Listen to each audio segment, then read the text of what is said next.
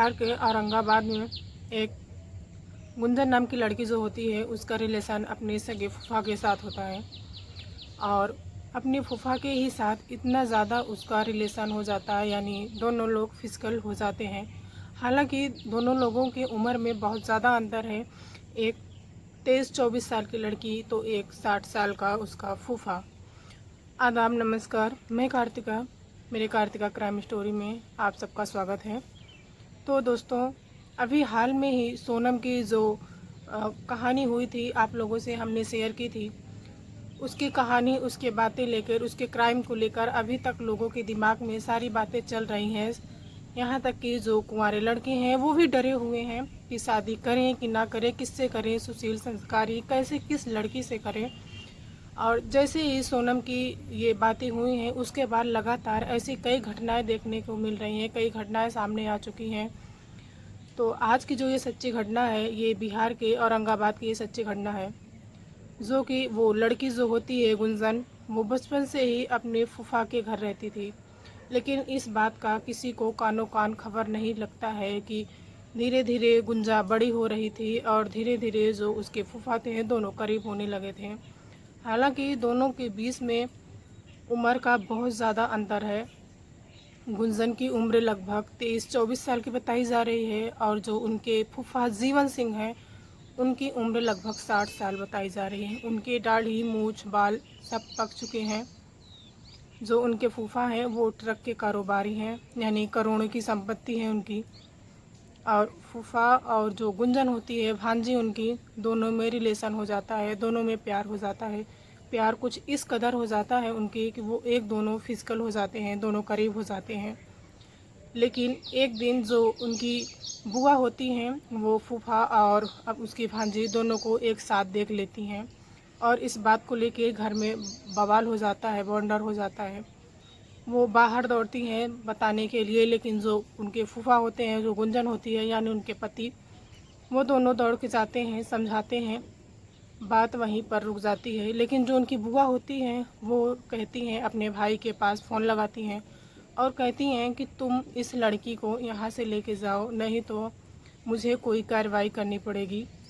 जो उनके भाई होते हैं वो लगातार पूछ रहे थे कि बात क्या है, कुछ बात है तो बताइए हमें। लेकिन जो उनकी बुआ थी वो कुछ बताने के लिए तैयार नहीं थी।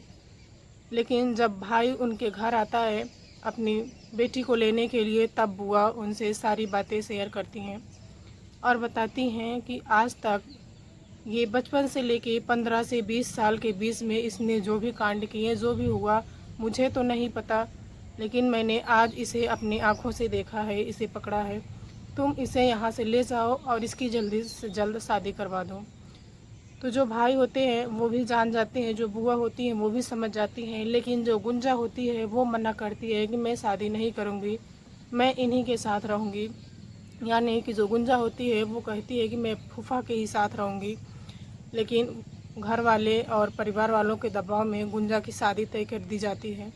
और शादी भी कोई ऐसे वैसे छोटे घरों में नहीं की जाती। जिस लड़के से शादी की जाती है, प्रियांशु, उसका भी 60 से 70 बीघा ज़मीन होता है, यानी वो ज़मींदार होता है, किसानी खेती करवाता था। लेकिन जो गुंजन होती है, जब उसकी शादी होती है तो वो शादी में लगातार अपने फूफा से ही बातचीत करती थी। वरमाला से लेके जयमाला तक वो लगातार अपने फूफा से ही बातचीत करती जा रही थी। तो जब दूल्हा उसकी तरफ देखता था यानी प्रियांशु, तो गुंजन चुप हो जाती थी।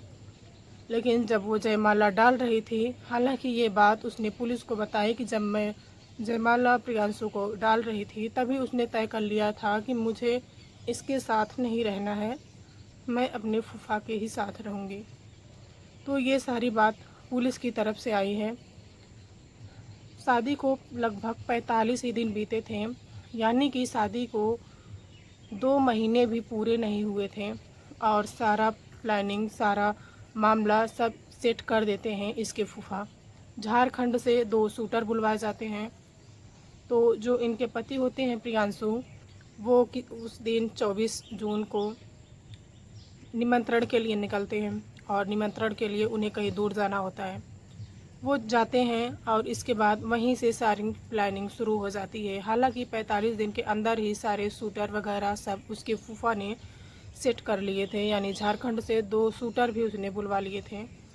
इसके बाद जब वो वापसी में आ रहा था तो लगातार गुंजन से बातचीत हो रही थी, लगातार सारी लोकेशन गुंजन पूछ रही थी और इस तरीके से पूछ रही थी कि प्रियांशु को कोई शक न हो। लगातार वो सारी इन्फॉर्मेशन, सारा लोकेशन सब पूछ रही थी कि आप कहाँ पर हो, मुझे बहुत चिंता हो रही है, मुझे बहुत टेंशन हो रही है। तो प्रियांशु जो होता है, यानी जो उसका पति होता है, वो सारी बात, सारी लोकेशन गुंजन को देता रहता है। इधर जो गुंजन होती है वो सारी लोकेशन, सारी बात उन 2 शूटरों को भेजती रहती है। इसके बाद जैसे ही वो आता है, स्टेशन पर उतरता है प्रियांशु, अपने घर फ़ोन करता है तो घर वाले 2 लड़के भेजते हैं। हालांकि वो 2 लड़के गांव के होते हैं। दोनों लड़के लेने के लिए जाते हैं स्टेशन से। स्टेशन से जब वो आ रहा था तो फिर गुंजन लगातार उससे लोकेशन पूछ रही थी, यानी उससे बातचीत चल रही थी। वो सारी लोकेशन फिर उधर वो शूटर को बता रही थी। तो जैसे ही वो घर के नज़दीक पहुंचने वाला था, कुछ ही किलोमीटर की दूरी पर जो शूटर होते हैं उन्हें प्रियांशु को गोलियों से भून देते हैं। लगातार कई गोलियां ताबड़ताड़ उसके ऊपर चला दी जाती हैं। जो गांव के 2 लड़के होते हैं वो किसी तरह उस लड़के को उठाकर अस्पताल ले जाते हैं और इलाज के दौरान प्रियांशु वहीं पर उनकी डेथ हो जाती है, यानी उनकी मृत्यु हो जाती है। और जब इस बात की खबर इधर घर वालों को चलती है तो जो गुंजन होती है वो घर पर रोना धोना शुरू कर देती है, यानी अपनी जो नाटक वगैरह होता है वो सब अपना शुरू कर देती है।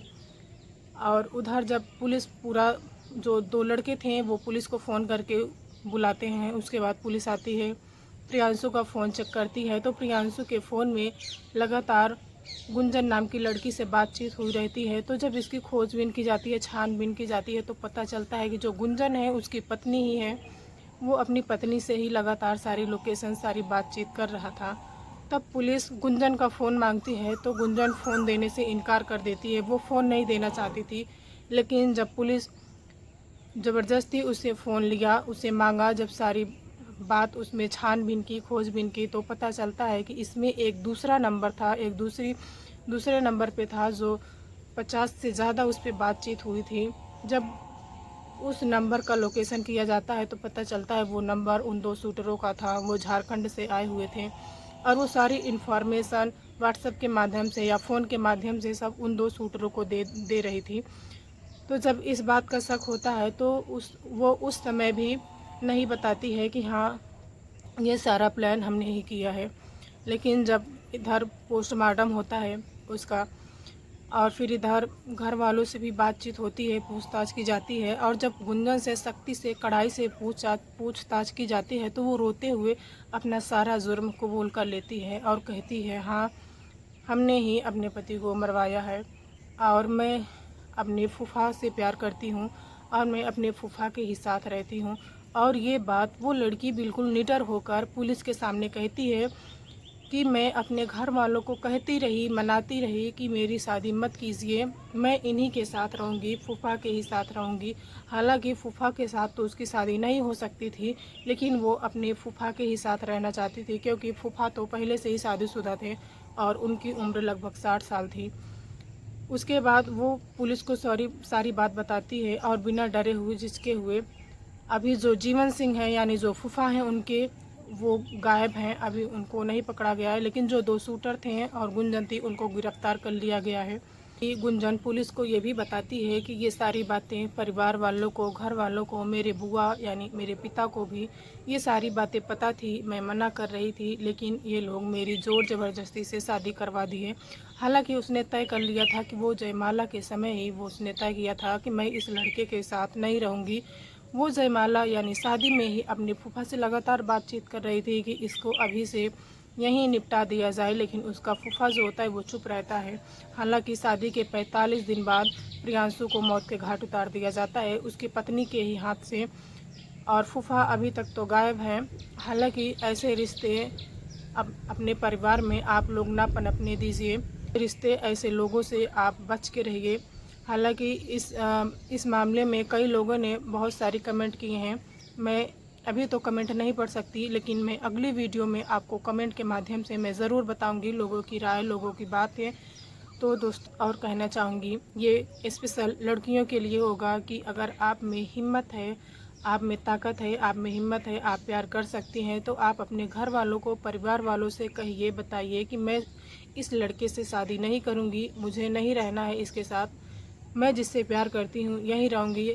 क्योंकि आपके चलते किसी घर के चिराग को बुझा दीजिए, ये अच्छी बात नहीं है। और ये लगातार ऐसे कई मामले आ चुके हैं। तो आप लोगों से यही रिक्वेस्ट है कि अगर आप में हिम्मत है तो आप ये भी एक हिम्मत करके बता दीजिए कि ऐसे जो बेकसूर लोग हैं उनको तो ना मारा जाए। जो एक बेटा है, कभी अपने माँ की उंगली पकड़ के चला है, आज वो शादी के 45 दिन बाद ही उसकी जो है मृत्यु हो जाती है। तो ऐसी कई घटनाएं सामने आ रही हैं। तो आप लोग ऐसी घटनाओं से बच के रहिए, सतर्क रहिए, स्वच्छ रहिए। जय हिंद, जय भारत।